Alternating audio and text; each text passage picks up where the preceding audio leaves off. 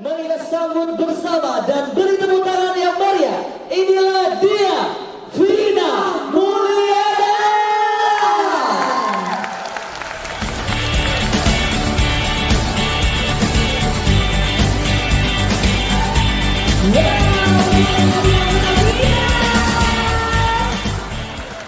Kak Vina, silakan waktu kami berikan kepada kakak.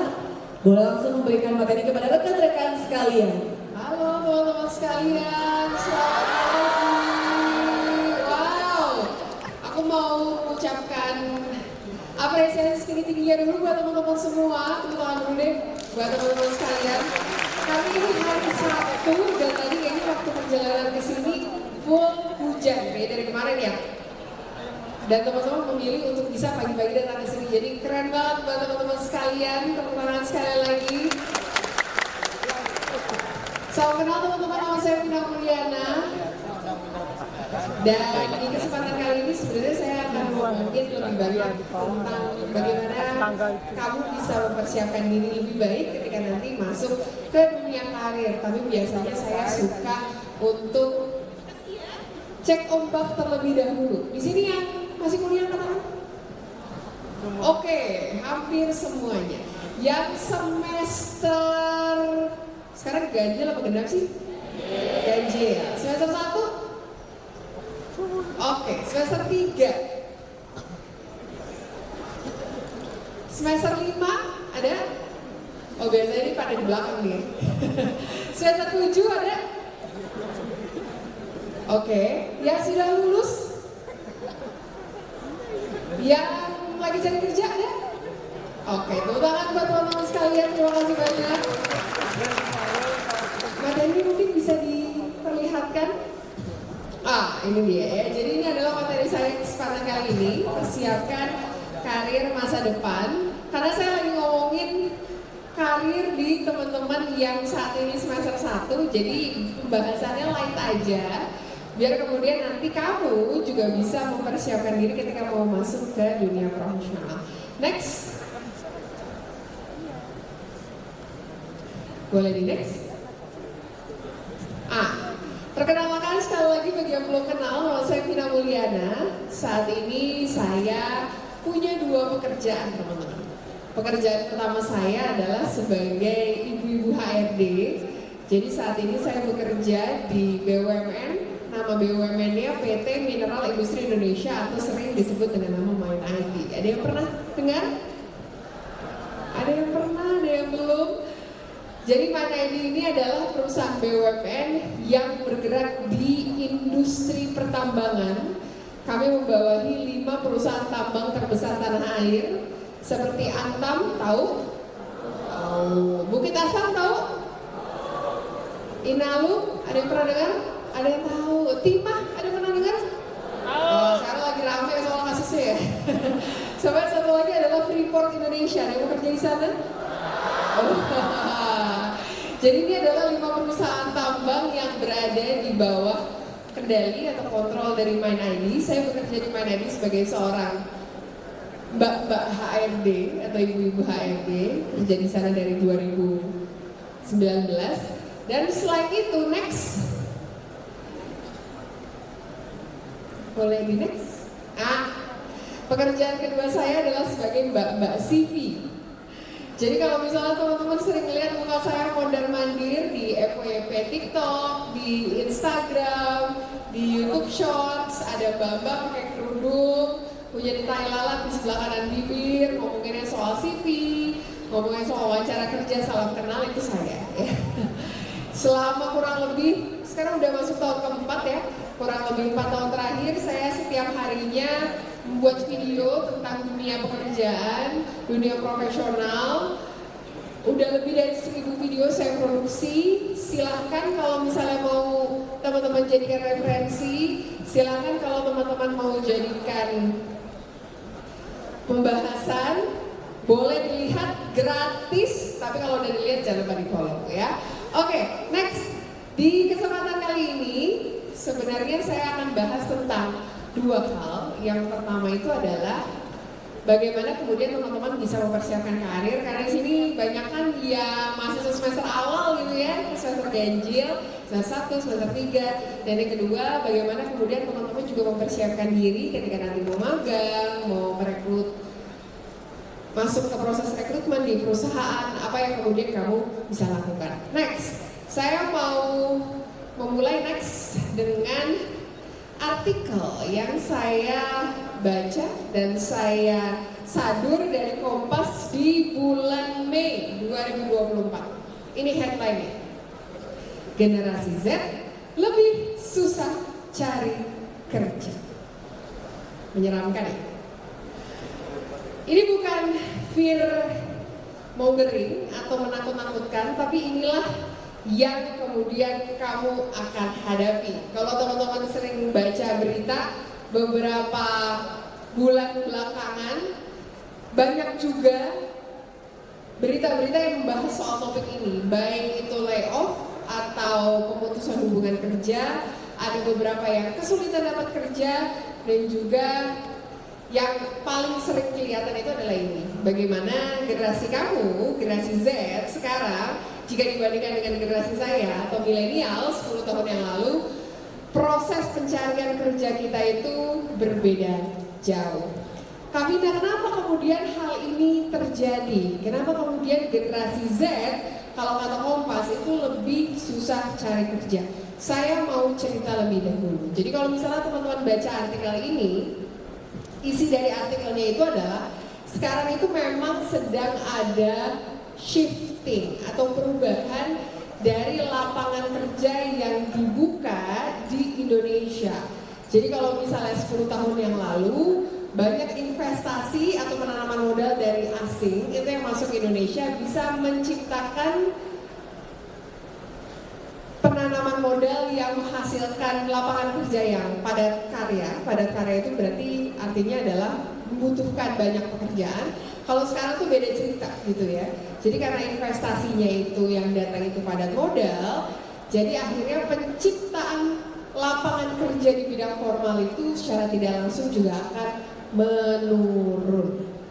Nah, next, bukan hanya itu saja, hal ini juga diperparah dengan beberapa faktor ini teman-teman. Jadi kalau misalnya kita bandingkan produktivitas dari tenaga kerja di Indonesia, di Thailand, di Filipina, di Vietnam, ternyata produktivitas tenaga kerja di Indonesia itu lumayan tertinggal jika dibandingkan dengan negara-negara tetangga.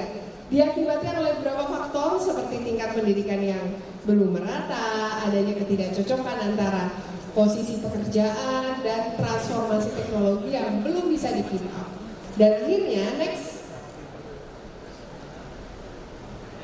Nah, akhirnya yang terjadi itu adalah bukan hanya kamu. Di sini ada yang teman-teman semester 5 udah nyoba untuk magang, susah nggak nyari magang? Susah? Susah.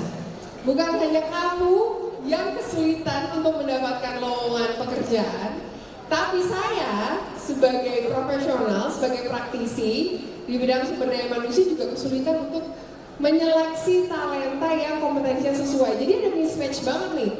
Yang pertama, ini kok banyak banget orang yang pengen kerja, tapi di sisi lain saya di bidang perusahaan lagi pengen nyari orang juga, kesulitan di tengah-tengahnya. Nah akhirnya kalau saya sekarang semester 1, semester 3 baru mulai nih Kak Vina, apa yang kemudian saya bisa lakukan untuk bisa menangani permasalahan ini? Next, saya mau memperkenalkan ini teman-teman. Ini adalah modal sederhana yang saya ingin teman-teman miliki sebelum kamu nantinya masuk ke dunia profesional. Nama modalnya 3C. C yang pertama itu adalah clarity, atau bagaimana kamu bisa mengidentifikasi kira-kira masa depannya mau kemana. C yang kedua adalah competitiveness, atau gimana caranya kamu bisa memiliki daya saing agar nantinya bisa dipilih di antara ratusan atau ribuan pelamar yang masukin lamaran ke perusahaan yang sama. Dan C yang ketiga adalah connections, atau gimana kemudian kamu juga bisa memiliki relasi yang bukan hanya banyak secara kuantitas, tapi juga bagus secara kualitas. Nah, saya akan membahas satu-satu untuk ngomongin soal persiapan karir. Kita mulai dengan next, clarity. Maksudnya apa sih Kavina clarity? Jadi saya mau menceritakan sedikit kisah hidup saya ya teman-teman. Walaupun sekarang saya dikenal sebagai seorang content creator, juga sebagai seorang ibu-ibu HRD, kerjanya di BUMN, suka ngasih tahu soal lowongan, ngasih tahu cara bikin CV, ngasih tahu cara jawab wawancara kerja. Saya itu bukan lulusan S1 psikologi, bukan lulusan S1 manajemen sumber daya manusia, lulusan S1 hukum atau jurusan-jurusan lainnya yang biasanya lulusannya kerjanya jadi HR. Saya itu lulusan S1 pertanian. Saya lulus dari pertanian yang masih banyak. Karena menurut saya itu suatu accomplishment ya. Jadi kalau misalnya dibilang, kok bisa Kamina? Iya, saya itu bukan merupakan contoh mahasiswa yang karirnya itu lurus. Saya bisa bilang karir saya itu zigzag, muter, squirreling gitu ya. Ada orang bilang kalau yang kerjanya apa, kuliahnya apa itu mahasiswa salah jurusan. Kalau saya mendefinisikan diri saya itu kayak mahasiswa murtad gitu. Kuliahnya apa, kerjanya apa. Tapi kok bisa gitu ya. Nah, flashback sedikit ketika saya berada di posisinya teman-teman ini semester 3 waktu itu. Jadi saya udah 1,5 tahun lah ya berkuliah. Dan ketika saya menjalani proses perkuliahan itu, saya mendapati diri saya ke satu kesimpulan. Oke, saya suka sama industri pertanian, tapi saya tidak bisa melihat diri saya bekerja sebagai seorang engineer. Pilihan saya akhirnya cuma 2. Saya ngulang lagi, sekarang tuh apa sih namanya SNBP, SNBT. Ya, kalau misalnya kamu mau masuk universitas kan kamu ngulang lagi tuh ya SNBT kan. Saya ngulang lagi SNBT atau saya tetap lanjutin. Karena saya masih punya tanggung jawab sama orang tua dan yang ngebiayain kuliah saya juga orang tua, akhirnya ya sudahlah. Saya meneruskan perjalanan saya untuk kuliah di Fakultas Pertanian. Tapi dengan akhirnya kesadaran diri saya bahwa oke, saya tahu bahwa saya itu tidak akan menjadi seorang engineer. Lalu Vina Mulyana ketika waktu itu semester 3, nanti pengen jadi apa? Mulailah saya untuk nyari ini teman-teman, clarity. Jadi pencarian soal clarity ini itu tidak dimulai dari teman-teman semester 7 ketika kalian sudah lulus, enggak. Mulainya dari sekarang, mulainya dari ketika teman-teman duduk di bangku perkuliahan. Kamu mau jadi apa? Akhirnya ketika saya coba untuk bisa mengeksplor diri saya, ikut beberapa kegiatan, ikut organisasi mahasiswa, ikut kegiatan luar kampus, dan lain sebagainya, sampailah saya sama satu kesimpulan bahwa saya itu memiliki bakat dan kemampuan lebih di bidang komunikasi. Dan saya akhirnya memutuskan untuk bisa bekerja di bidang komunikasi serta memenuhi ketertarikan saya di bidang pengembangan sumber daya manusia. Akhirnya mahasiswa pertanian yang murtad ini waktu itu tetap kuliah pertanian, saya memastikan IPK saya baik-baik saja, saya lulus dengan baik. Tapi saya juga tetap membekali diri saya sama kemampuan komunikasi dan juga belajar course-course baru soal pengembangan sumber daya manusia. Singkat cerita, ketika saya lulus, pertama saya itu adalah jadi seorang jurnalis karena saya udah tahu saya pengen bekerja di bidang komunikasi, dan setelah itu barulah saya pivot atau berpindah karir sebagai seorang HR. Teman-teman, ini cuma salah satu gambaran diri saya. Yang teman-teman lihat saya yang udah nonton kontennya segala macam, oh kayaknya kok expert banget di bidang sumber daya manusia. Enggak, itu adalah akumulasi dari 10 tahun sebelumnya di mana saya mencari sebenarnya jati diri saya itu kemana. Dan inilah sebenarnya hal pertama yang kemudian kamu harus lakukan ketika kamu ingin mempersiapkan karir. Bukan langsung untuk, oke, saya buat CV-nya kayak gimana ya, atau kamu nge-scrolling video saya dari atas sampai bawah untuk melihat cara menjawab pertanyaan wawancara yang baik. Belum seperti itu. Tapi hal pertama yang kemudian kamu harus lakukan adalah ini. Find your clarity. Next. Kenapa? Karena ini teman-teman, ternyata ketika saya coba lihat lebih detail, saya itu nggak sendirian. Ada 42% mahasiswa di Indonesia yang ketika disurvei, mereka merasa bahwa mereka salah ambil jurusan. Apakah salah satunya ada di sini? Ada, ternyata ya. Tenang Besti, Anda tidak sendirian ya, karena saya adalah salah satu contohnya juga. Dan 92%, ini bahkan angkanya tinggi sekali, 92% siswa SMA atau SMK ketika mereka memilih jurusan kuliah, keputusannya sangat bergantung sama keputusan dari orang tua atau kolega. Apa benar? Benar ya. Jadi ini adalah potret dari bagaimana kondisi di lapangan sekarang, bagaimana kondisi teman-teman sekarang. Makanya agar kemudian teman-teman gak ketakutan sama headline-nya Kompas yang generasi Z lebih susah cari kerja yang tadi sudah saya sampaikan itu, mulai dari sekarang teman-teman bisa untuk membantu diri menemukan clarity atau mengidentifikasi. Gimana sih Kak Vina caranya untuk mengetahui saya itu bagusnya nanti kemana? Tanyakan 4 hal ini, teman-teman. Yang pertama, tanyakan ke diri kamu, apa sih yang kamu suka untuk lakukan? Ya, nomor 1, apa yang kamu suka untuk lakukan? Nomor 2, bukan hanya suka, apakah kamu punya kemampuan di bidang itu? Contoh, Kak Vina saya suka nyanyi, oke. Kamu suka nyanyi, suara kamu bagus gak? Enggak, saya cuma suka aja. Berarti kamu suka, tapi gak punya kemampuan. Ya, jadi 2 hal itu harus beririsan. Kamu suka dan kamu punya kemampuan.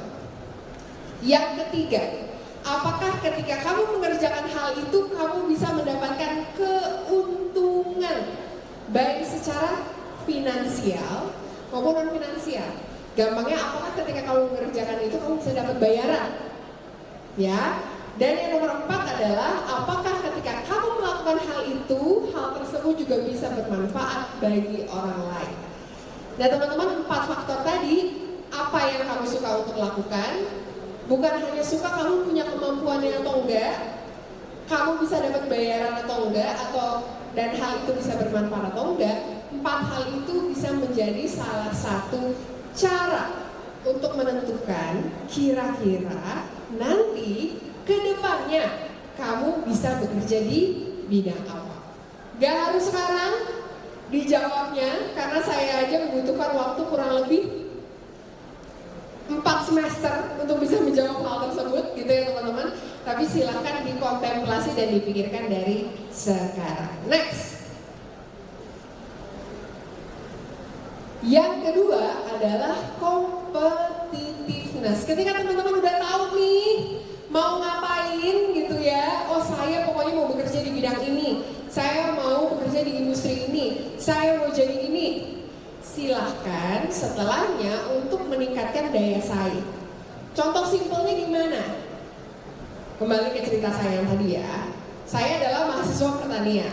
Saya ingin waktu itu bekerja di bidang komunikasi dan bidang sumber daya manusia.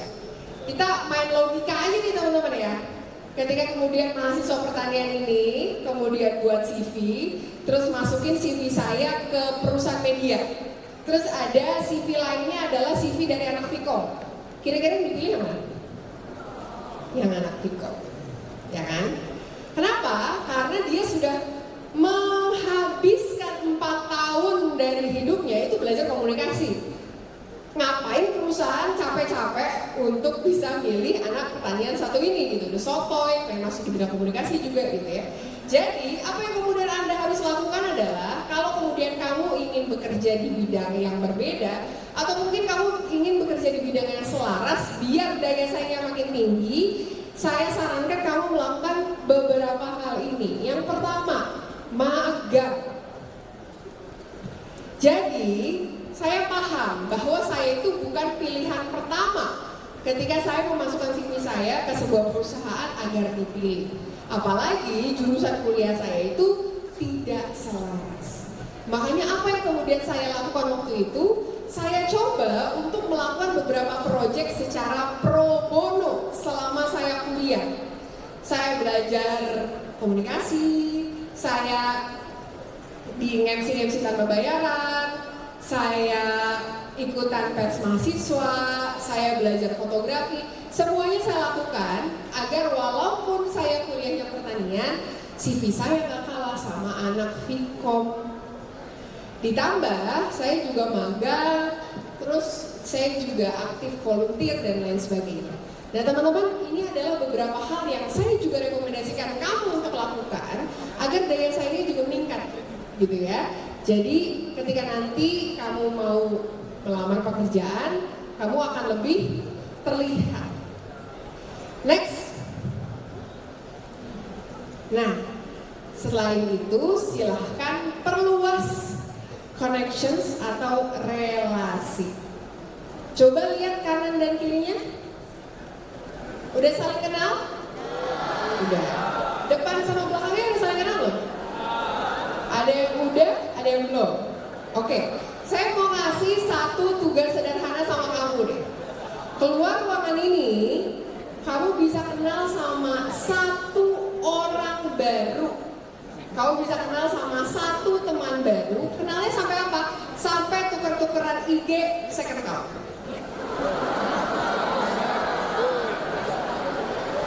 Jangan first account lah, apaan? Ya kan? Tuker-tukeran second account. Kenapa? Karena ini teman-teman. Nih, kita tuh gak pernah tahu ya 10 tahun lagi, 15 tahun lagi kamu jadi apa tuh, kita gak pernah tahu dunia bergerak kayak gimana, teknologi berkembang kayak apa, kita tuh gak pernah tahu. Yang kita tahu adalah selain clarity dan clarity dan competitiveness, connections ini juga memberikan peranan yang besar untuk kamu ketika mau pekerjaan. Siapa tahu temen yang kamu tuker-tukeran second account sekarang itu adalah orang yang bisa ngebantuin kamu, ngasih kamu referensi ketika kamu melamar pekerjaan nanti. Jadi jangan menutup diri cuma mau temenan sama dia aja. Ya, ketika ada kesempatan untuk ketemu teman baru, ya kenalan. Siapa tahu mereka ini adalah jadi orang yang bisa menambah relasi kamu di masa yang akan datang.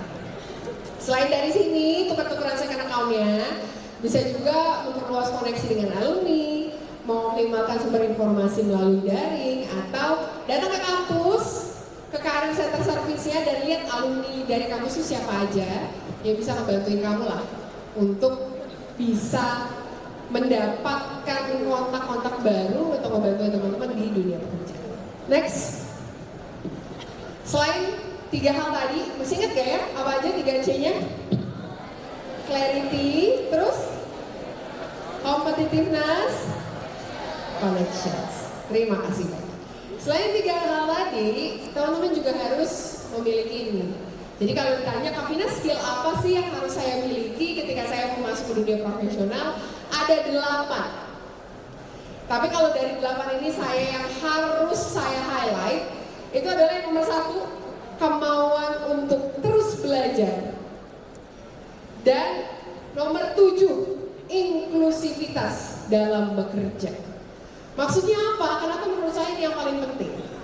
Karena biasanya ketika seorang mahasiswa sudah lulus dan mereka masuk ke dunia kerja, salah satu sifat yang saya lihat itu adalah mereka merasa bahwa tanggung jawab mereka untuk belajar itu sudah selesai.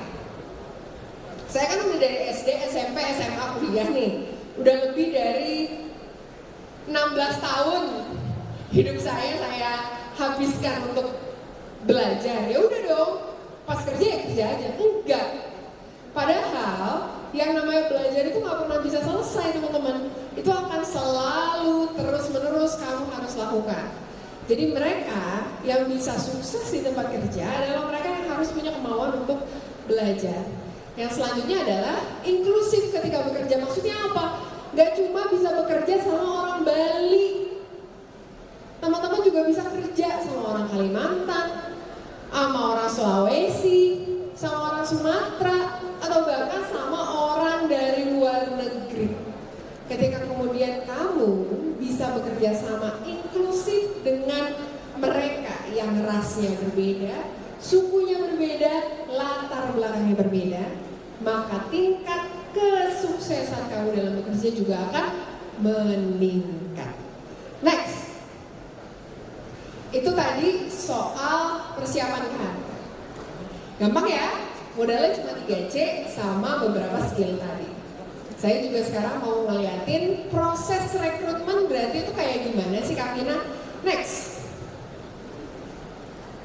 Nah, ini adalah proses rekrutmen di perusahaan pada umumnya.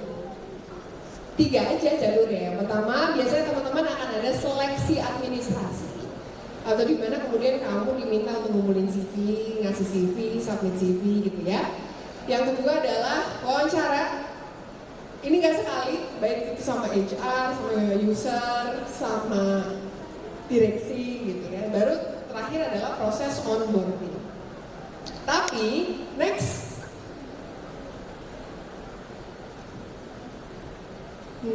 boleh? Kalau kemudian kamu ingin bekerja di perusahaan yang terafiliasi pemerintah ataupun BUMN, biasanya prosesnya kayak gini. Yang pertama itu ada tes administrasi, kemudian ada tes harian awal, tes lanjutan, wawancara, tes kesehatan, dan proses onboarding. Prosesnya jauh lebih panjang. Jadi bagi teman-teman yang mau kerja di BUMN, ada yang mau kerja di BUMN di sini? Mau ya. Saya cuma mau pesan bahwa proses rekrutmennya biasanya lebih lama. Jadi sabar gitu ya. Karena biasanya nggak akan secepat perusahaan swasta. Next.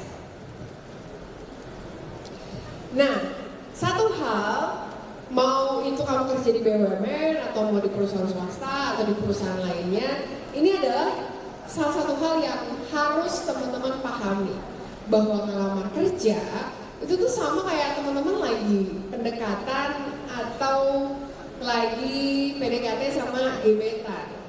Ketika kamu lagi suka sama seseorang kan yang kamu lakukan itu kayak ngepoin banget tentang si doi ya, kayak tertekau gitu kan.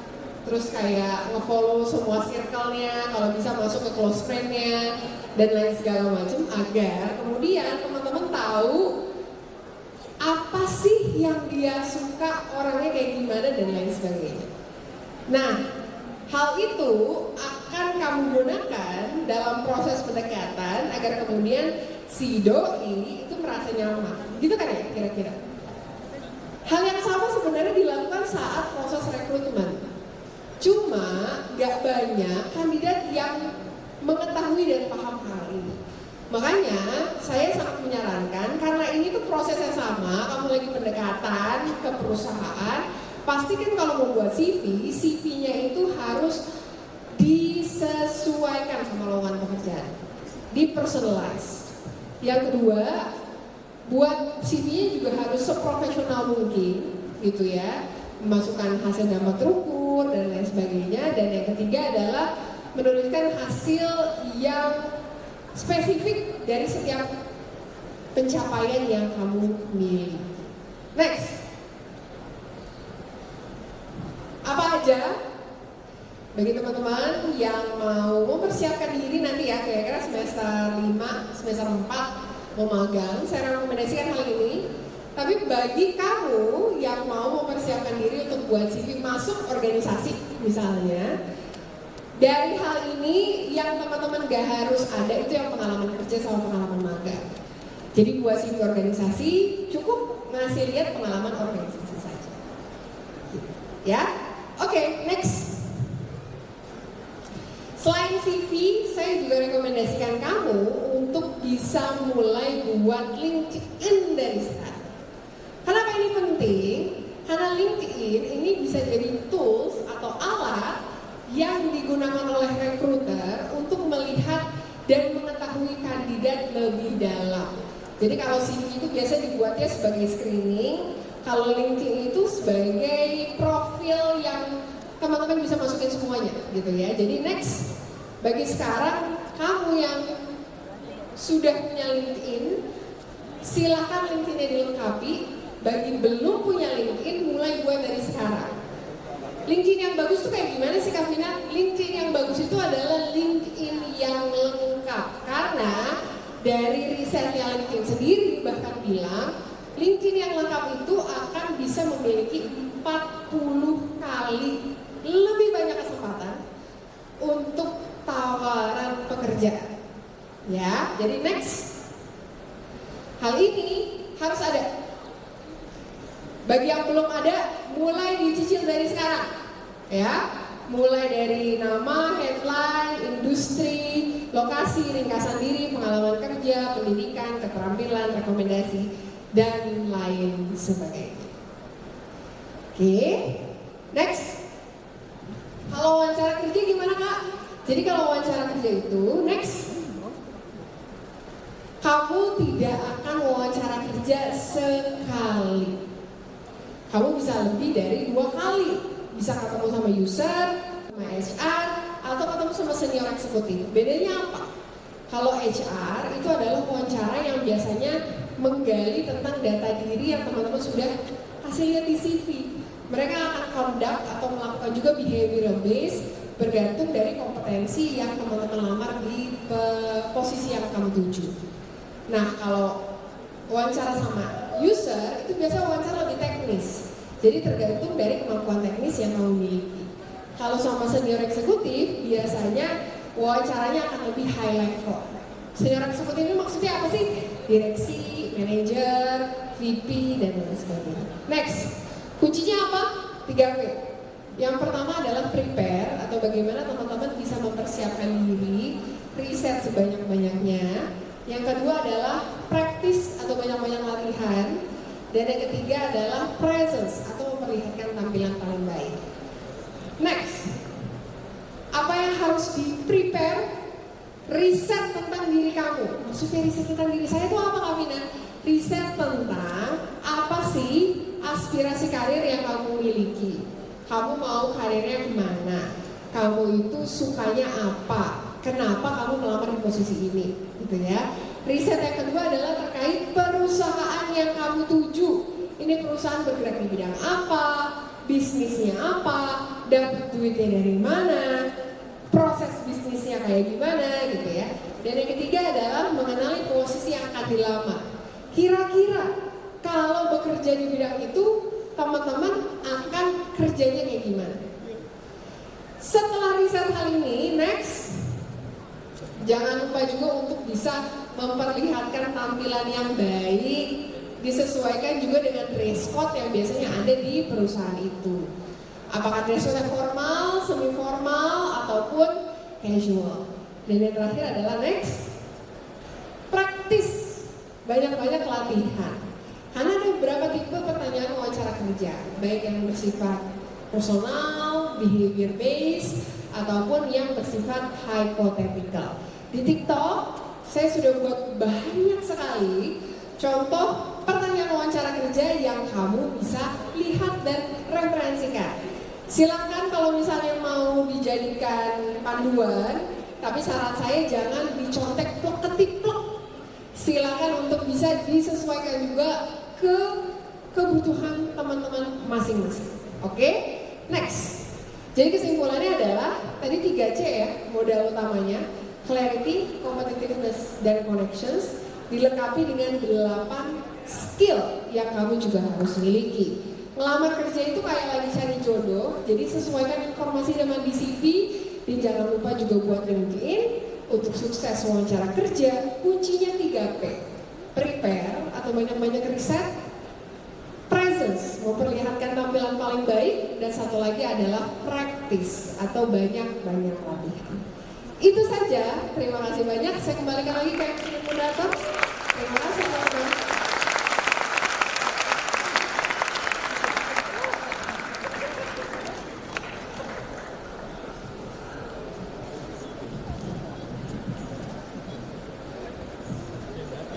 Wow, boleh tepuk tangan yang meriah sekali lagi.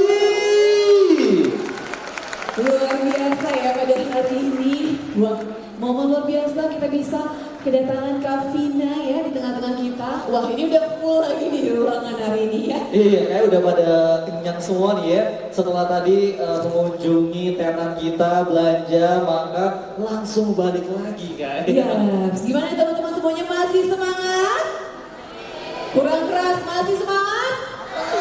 Nah, Wah, gitu dong suaranya ya. Ya, setelah tadi mendengarkan tentunya ya materi dari Kak Vina, kita akan membuka sesi Q&A Kak. Ya, maka dari itu sudah siap semuanya? Sabar. Oke. Udah Kita diselamat dulu ya, bagi yang tadi merasa sudah bertanya, mohon kiranya dikasih kesempatan buat teman-teman yang lain, ya. Boleh ya? Oke, dalam hitungan ketiga, 1, 2, 3. awas jatuh, oke. Udah kayak mau bagi sembako aja dia. Oke. Ini jempol, nanti jempol nih Bang. Maaf panitia, berapa pertanyaan kira-kira? Oh, Berapa? bentar, kita bingung ya, kita bakal cari 2 cowok dan 2 cewek. Boleh? Buat Popo dulu, cowok, cewek, kita ompimpang ya. Biar adil ya. Oke, cowok cewek dulu ayo. Buat kelompok, biar adil ya. Ayo, yang cowok dulu. Yang cowok kesini ayo berapat, yang cowok ke suaraku. Biar adil ya. Biar adil kita bakal ompimpang terlebih dahulu. Yang ciwi-ciwi. Oke, kita bakal cari 2 pemenang ya. Boleh membentuk lingkaran teman-teman? Iya. Atau Isi saya- Kak Vina, kita main bentar ya. Oke, Boleh ya. bentuk lingkaran dulu supaya adil ya. Nanti siapa yang bisa memberikan pertanyaan lawan. Boleh. Kita bakal mencari 2 orang ya dari laki-laki. Iya, segini kita kalau perempuannya jadi berapa? 2 juga. 2 cukup, kira-kira 4 pertanyaan panitia? Oke, Boleh, 2 2. ya, 2 cowok, 2 cewek. Oke, boleh kita mulai sekarang, Pimpa dulu.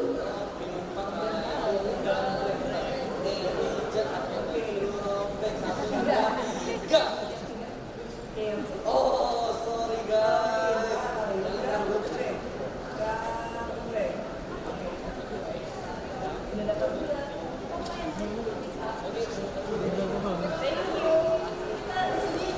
Oh, selamat buat teman-teman yang beruntung ya. Wow. Wih. Yang mana? Ah, itu dia, siap. Oh, jangan di videoin ya. Boleh namanya siapa, dari univ mana, dan ajukan pertanyaannya. Sebelumnya, perkenalkan nama saya Ibu Jubria Pujana, bisa dipanggil dengan Gria. Saya berasal dari Primakaras. Gria.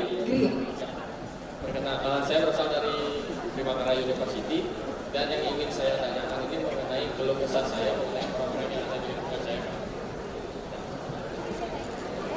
Mic-nya lebih dekat maksudnya ya. Mic-nya berdiri aja kalau ya silakan Gria. Jadi saya punya kenalan, ya di mana orang itu sangat berprestasi Kak. Baik itu langganan ranking di kelasnya ataupun juara lomba. Nah, namun ketika udah meniti karir di dunia kerja, ya ini masih jauh dari kata sukses, dari potensi asli yang dia punya. Kira-kira hal fatal apa sih yang dia lakukan sehingga terjadi hal tersebut Kak? Dan kira-kira apa saja sih yang perlu dia siapkan sebenarnya agar bisa menggapai mimpi-mimpinya? Itu aja Kak, terima kasih. Oke, saya langsung jawab boleh ya? Silakan Kak. Kalau boleh tahu ini siapa, kakak, teman, saudara? Sepupu. Sepupu. Sebelum saya jawab lagi, menurut kamu berarti definisi sukses yang dibayangkan itu seperti apa? Semuanya tercukupi. Maksudnya apa? Apa yang ingin bisa dibeli Kak? Apa yang diinginkan bisa dibeli. Oke. Apa yang kemudian bisa menghambat? Jadi dia ini tadi pertanyaannya adalah dia punya sepupu sangat berprestasi ya ketika kampus, bagus, pintar, tapi ketika bekerja kok kayaknya stuck, belum memiliki full potensinya di mana. Apa yang bisa menjadi hambatan? Sebenarnya banyak faktor, bisa dari lingkungan, bisa dari eksternal, bisa dari internal. Saya bahas dari internal dulu ya. Yang pertama, definisi setiap orang sukses itu beda-beda yang kamu harus miliki. Siapa tahu yang kamu anggap itu belum sukses, menurut dia udah anggap cukup. Jadi bisa jadi, oh ya udah saya begini-begini aja sebenarnya cukup gitu ya. Tapi kalau misalnya sebenarnya saya punya drive kok untuk bisa lebih, tapi belum bisa sampai situ, bisa jadi eksternalnya. Yang pertama yang tadi tuh, ya kalau kita balik lagi ke modal 3C, clarity, competitiveness, dan connections. Apakah kemudian pekerjaan yang saat ini dia lakukan itu memang pekerjaan yang dia inginkan? Siapa tahu dia mengerjakannya masih setengah hati. Atau kalaupun memang dia sudah bekerja di bidang yang diinginkan, daya saingnya yang belum ada. Balik lagi ya, tadi yang paling saya highlight itu adalah kemauan untuk terus belajar. Biasanya bagus tuh ketika kuliah karena wah dia belajar terus, dia develop terus. Tapi ketika kerja, karena dia merasa gak ada yang nge-push lagi untuk belajar, dia sampai di situ aja. Jadi apa? Kompetensinya gak meningkat. Itu yang bisa jadi membuat dia di situ-situ aja. Atau balik lagi, dia tidak mau memperluas relasi. Jadi akhirnya dia mau pindah kerja nih, tapi saya nggak tahu kerjanya apa gitu ya, karena saya nggak punya informasi tentang kerjaan yang lain ya, karena dia nggak ada relasi. Gitu. Jadi balik lagi, mungkin dari modal 3 tadi ada beberapa modal yang belum termaksimalkan dari diri dia. Itu kira-kira mungkin semoga menjawab. Bisa diterima? Bisa gak? Terima kasih. Oke, luar biasa. Selanjutnya kita beralih ke sini dulu, boleh perkenalkan diri dari mana dan pertanyaannya ya. Baik, halo Kak Vina, perkenalkan saya Nadia Bria Setia Putri dari Politeknik Negeri Bali. Saya ingin menjelaskan dulu pengalaman saya. Saya tuh SMA tuh nggak punya pengalaman apapun kan di bidang organisasi, kepanitiaan itu saya nggak punya. Dan ketika saya mau kuliah, saya pengen mengimprove diri saya sendiri untuk bisa lebih baik lagi daripada SMA. Saya tuh bingung Kak, banyak nih FYP di TikTok ini tentang bootcamp yang viral sekarang itu kalau semester 1, 2, 3 itu harus ngikut bootcamp buat ke jenjang kantor nanti, dan volunteer yang penting serta organisasi yang ada di kampus itu sebenarnya kalau tentang bootcamp, volunteer dan lain-lain itu penting banget nggak sih Kak, atau enggak kita tuh bisa cara lain untuk kita improve lagi gitu. Terima kasih. Sorry, namanya siapa tadi namanya? Abrilia. Penting atau enggak bootcamp, kurs, terus sertifikasi? Kalau ditanya penting atau tidak, jawabannya tentu penting. Tapi yang paling penting dari ikutan bootcamp, kurs, sertifikasi dan lain sebagainya itu adalah tahu dulu kamu mau kemana.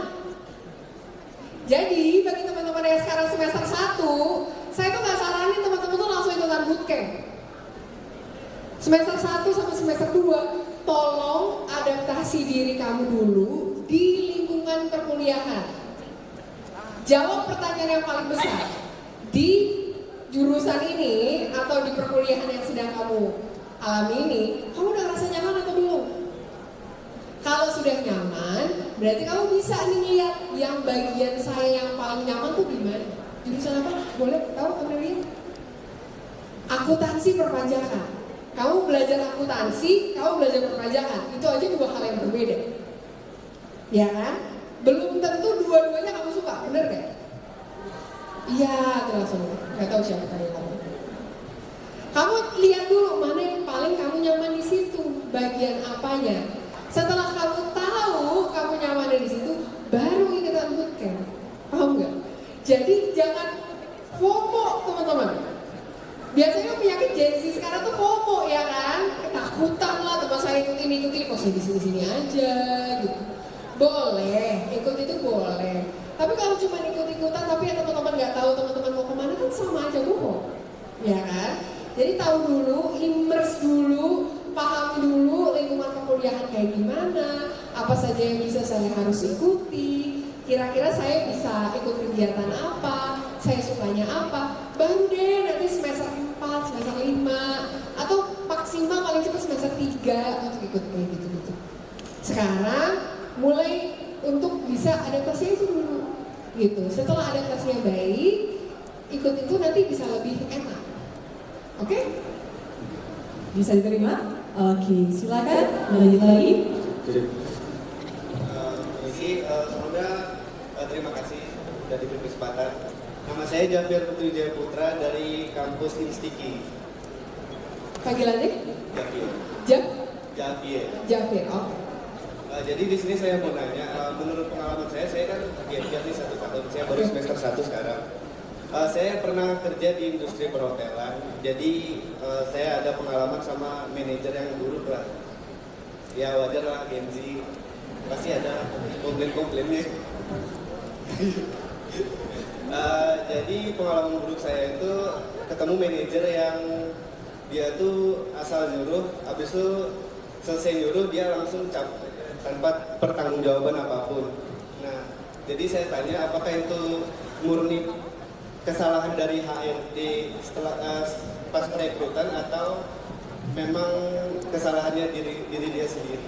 Oke, yang jangan tanyain ini adalah kenapa manajernya buruk seperti itu bisa ada kerja di sana atau seperti apa? Iya, kenapa dia bisa lolos saat rekrutan? Kenapa dia lolos saat rekrutan? Padahal kinerjanya juga nggak begitu baik. Karena kinerjanya juga nggak bagus. Oke, yang pertama saya belum bisa punya gambaran lebih detail terhadap perusahaan seperti apa. Tapi teman-teman, apa yang kita lihat kok dia kayak gitu belum tentu sebenarnya kerjaannya 100% kayak gitu. Kalau kita kan ngelihat kerjaan manajer, enak banget kerjaannya cuma nyuruh-nyuruh doang gitu ya. Padahal kan kita nggak tahu fully-nya dia bekerja itu seperti apa. Siapa tahu memang dia itu punya tanggung jawab lebih besar, memang dia ada tekanan dari atasan dia lagi yang kita nggak tahu.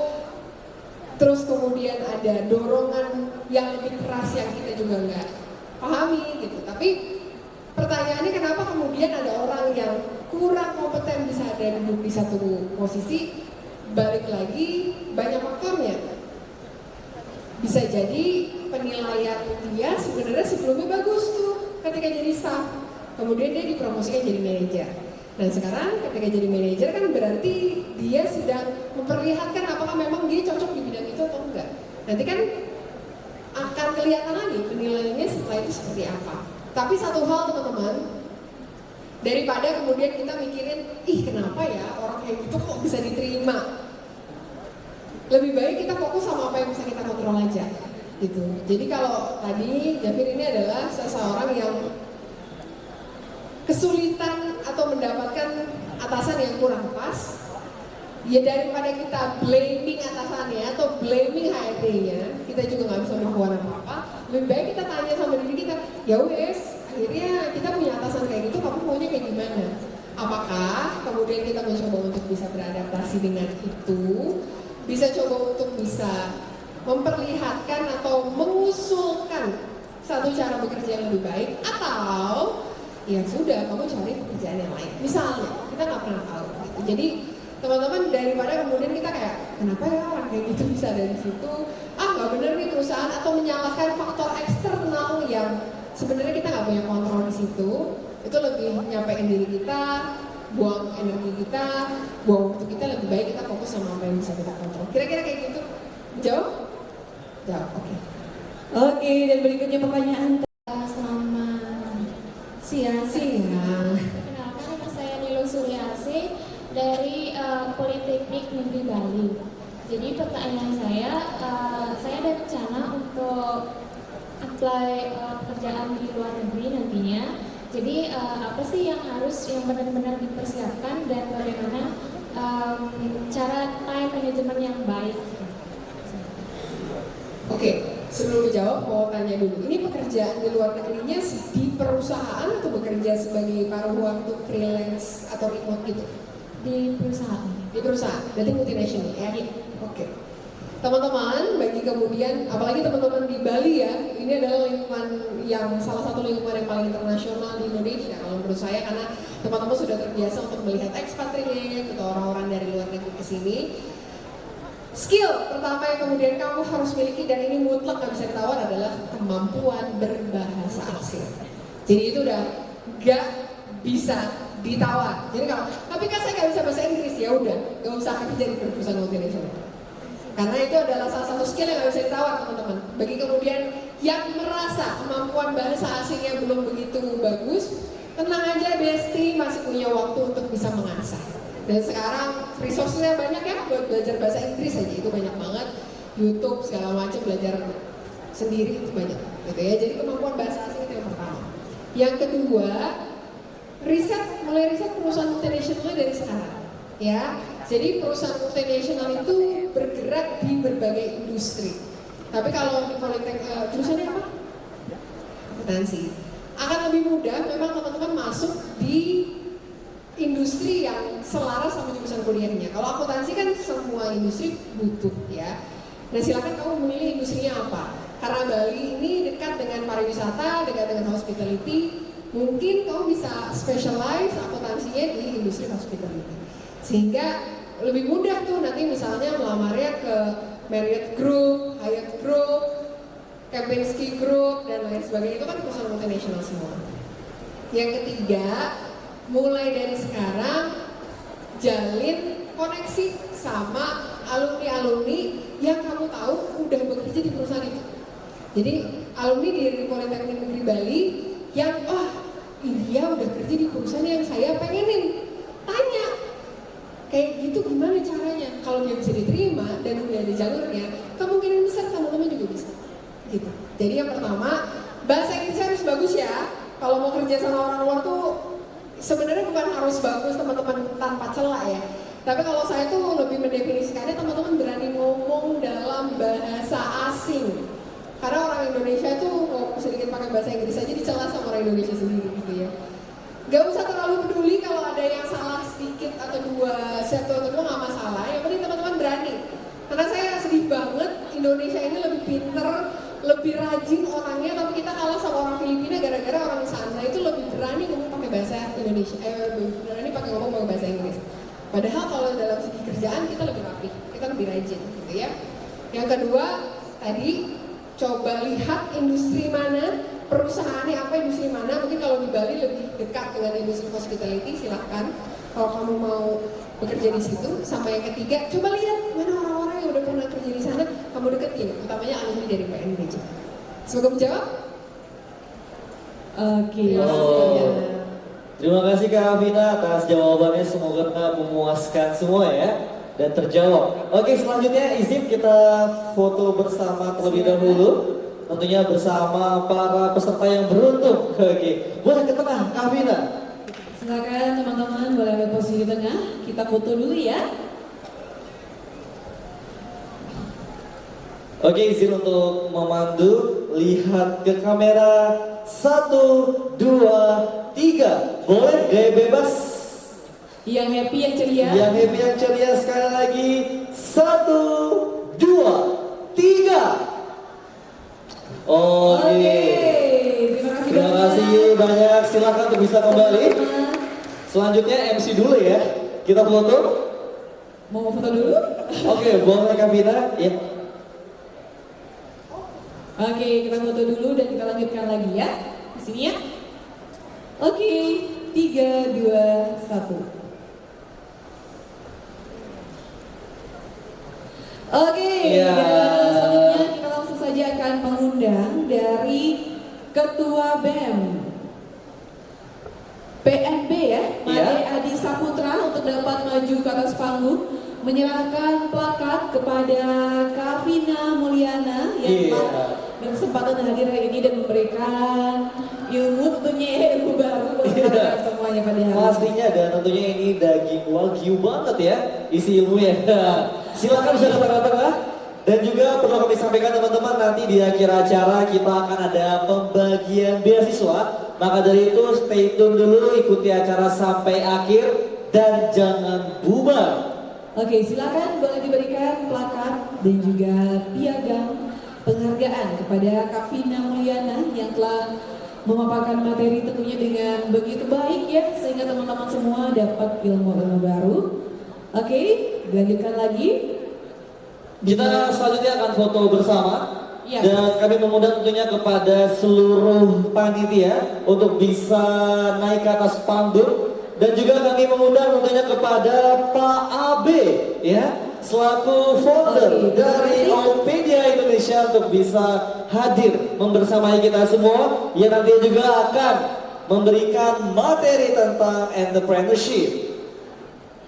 Oke, sekali lagi kami persilakan kepada seluruh panitia boleh gabung bersama kita. Selamat siang Pak Abi. Ya, Apa selamat kabar? datang Bapak ya. Bisa foto berdua dulu, ya. Sembari menunggu teman-teman panitia lainnya.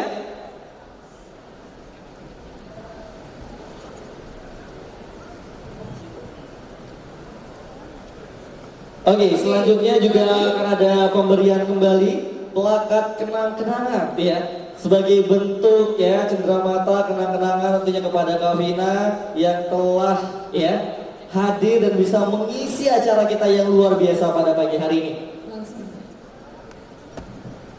Oke, sekaligus kedua ya. Luar biasa ya, kita kedatangan narasumber yang keren-keren semua. Kita foto dulu. 3, 2, 1. Oke, terima kasih banyak Pak Abi dan juga Kak Vina ya, yang hari ini sudah memaparkan materi tentunya dengan sangat keren ya pada hari ini. Sekali lagi semua panitia boleh gabung bersama kita. Iya, Kita izin foto dulu ya dengan kita Kak mengundang Vina. kepada seluruh panitia untuk bisa naik ke atas panggung ya, untuk kita foto bersama dengan Kavina dan juga Pak Abe.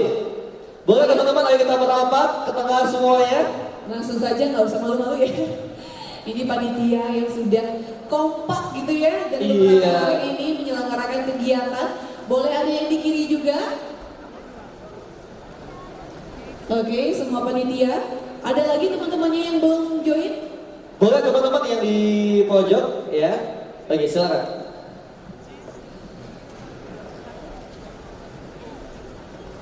Oke, sudah semua? Mungkin teman-teman boleh di tengah-tengah deh MC. Oke, aja. udah ada semua? Oke, baik. Bagaimana kameramen, sudah pas posisinya? Perlu merapat lagi? Oke, bisa serong semua? Teman-teman, serong ya. Oke, semuanya siap dalam hitungan 1, 2, 3. Sekali lagi. Oke, bebas ya. 2, 3. Oke, terima kasih banyak sekali lagi kepada Kavina Mulyana atas informasi yang telah diberikan, kepada teman-teman panitia juga ya yang keren-keren semua. Dan oke, Iya, sekali lagi beri tepuk tangan yang meriah. luar